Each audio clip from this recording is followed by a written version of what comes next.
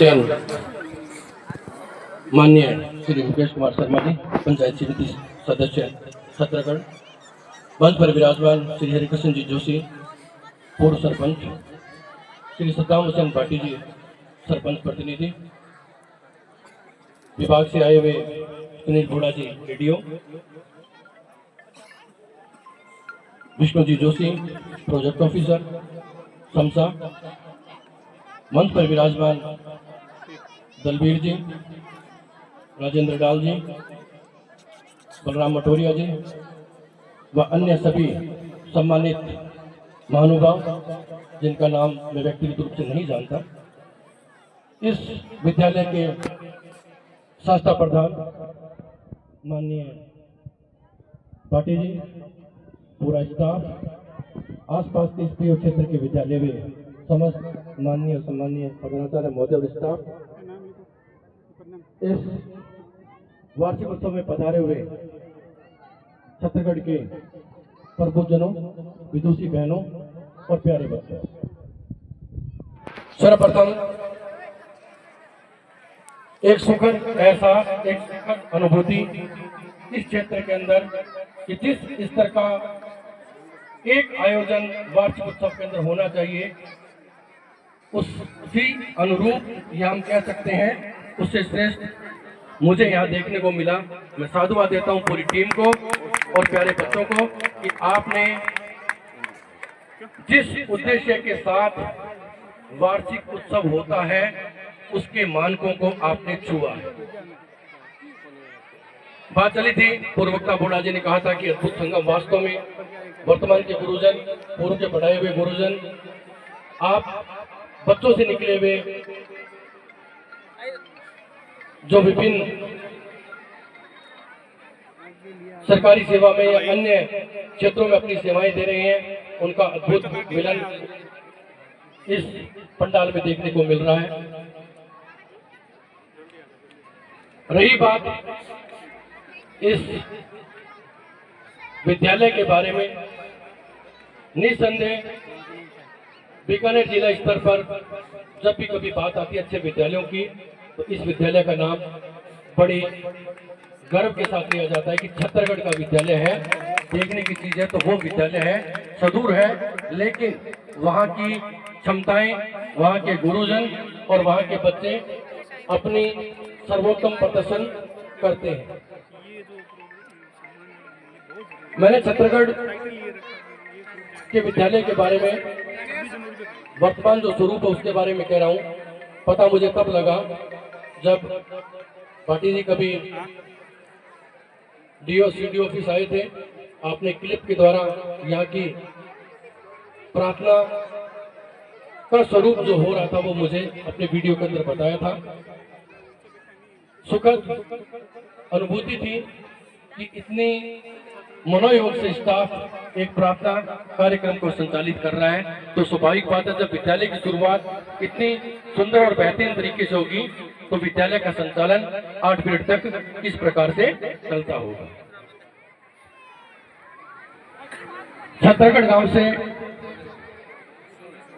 मेरा बहुत पुराना नाता है और आप ये मान के चलिए कक्षा 1 से 5 तक इस विद्यालय के ठीक सामने जो विद्यालय की दीवारें या जो विद्यालय अब जिस स्वरूप में है नजर आ रहा है, उस विद्यालय का मैं छात्र रहा हूं। मैं भी यहाँ 1 से 5 तक पढ़ा हूँ। मेरे पिताजी यहाँ IGNP के अंदर कार्यरत थे और रास्ते में आते समय मैं मेरे साथी एडीओ साहब और पीओ साहब को बता भी रहा था कि मुझे उस समय की बातें भी याद है कि किस तरीके से विद्यालय के अंदर प्रवेश किया जाता था। यहाँ के बच्चों के बारे में, यहाँ की पढ़ाई के बारे में बहुत कुछ बताया गया, तो मुझे इस बात से आश्चर्य नहीं होता कि यहाँ की पढ़ाई का स्वरूप इतना बढ़िया क्यों है। इसका सीधा सा कारण मैं मेरे ऊपर लेता हूँ कि जब मैं कभी पहली कक्षा में था, मुझे बीच कक्षा के अंदर से ही दूसरी क्लास में कर दिया गया था कि ये बच्चा पढ़ने में होशियार है, इसको दूसरी कक्षा में कर दिया जाए। तो इस मिट्टी के अंदर इस प्रकार की भावनाएं, इस प्रकार का ओझ है कि बच्चे को अगर थोड़ी सी डायरेक्शन मिल जाए तो बच्चा अपने आप पढ़ सकता है और अपनी उन्नति कर सकता है। प्यारे बच्चों, अगर मैं आपके संबोधन की बात करूं तो आप की बातों को मैं 4 लाइनों से शुरू करूंगा, उसके बाद आप समझेंगे। खासतौर से बड़े बच्चे हैं, इस चीज को जरूर समझिए, जिसके अंदर समझ है कि हम विद्यालय क्यों आते हैं और हमें विद्यालय में पढ़ने के बाद क्या करना है। सर्वप्रथम ये जानिए आपको कि आपके माता पिता, आपके अभिभावक किन परिस्थितियों में आपको विद्यालय में भेज रहे हैं और किन सपनों के साथ आपको विद्यालय में भेज रहे हैं। क्या आप उनकी उम्मीदों पे खरा उतर रहे हैं? क्या आपका विद्यालय प्रशासन के गुरुजन जो इतनी मेहनत कर रहे हैं, क्या उनको आप परिणति दे पाएंगे? तो जो 2 लाइनें हैं वो ये है, और ये कैलाश खेर साहब का आदि योगी जो गीत है उसकी लाइनें हैं, और वो बच्चों पे बिल्कुल सही उतरती है जिसको उन्नति करनी है। वो है, पीस दो अस्तित्व मेरा और कर दो चूरा चूरा। पीस दो अस्तित्व मेरा और कर दो चूरा चूरा, पूर्ण होने दो मुझे अब, होने दो अब पूरा पूरा। तो आप पूरा कब होंगे? जब आप अपने अस्तित्व को पीसेंगे। और आपका अस्तित्व या आपका लक्ष्य ये है कि आप जिस कक्षा में पढ़ रहे हैं या जिस स्तर तक की आपकी जो पढ़ाई है उसके अंदर आप क्या प्राप्त करते हैं, उसके लिए मेहनत करनी पड़ेगी। जितनी आप अपने शरीर को, आप अपने दिमाग को, आप अपने समय को किताबों में और पढ़ाई में लगाओगे, उससे दुगना आप पाओगे। तो ये मेरे बच्चों के लिए विशेष बात थी जो कहनी थी कि नियमितता आप जरूर रखें। जब तक आप अपनी पढ़ाई के अंदर नियमितता नहीं रखेंगे तब तक आप किसी भी लक्ष्य को प्राप्त नहीं कर सकते। और बड़ी खुशी की बात आप बच्चों के लिए कि आपका विद्यालय प्रशासन, आपके योग्य गुरुजन इसके लिए दिन रात मेहनत करते हैं। और ये अवसर है आपको, जब परीक्षा के उपरांत अवसर मिलता है बच्चों को कि वो अपने माता पिता का, अपने विद्यालय का, अपने गुरुजनों का, अपने गांव का, अपने शहर का, अपने जिले का नाम है रोशन कर सके। वो यही होती है कि आप अच्छे अंकों से उत्तीर्ण करो, और जब आप घर पे जाओ, जब आप अपनी अंक तालिका दिखाओ तो आपके माता पिता और आपके गुरुजन फक्र से अपना सिर ऊंचा कर सके।